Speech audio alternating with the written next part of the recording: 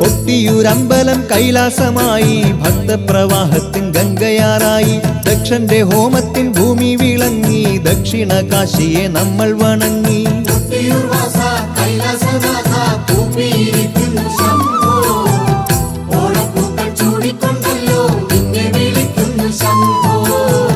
സൃഷ്ടിസ്ഥിതി സംഹാരം ചെയ്യുന്ന മൂർത്തിയല്ലോ,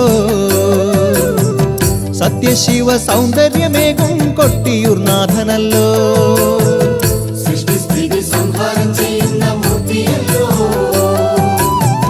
സത്യശിവ സൗന്ദര്യമേകും കൊട്ടിയൂർ നാഥനല്ലോ. കൊട്ടിയൂർ വാസ കൈലാസനാഥ കൂപ്പിയിരിക്കുന്നു ശംഭോ, ഓണപ്പൂക്കൾ ചൂടിക്കൊണ്ടല്ലോ നിന്നെ വിളിക്കുന്നു ശംഭോ.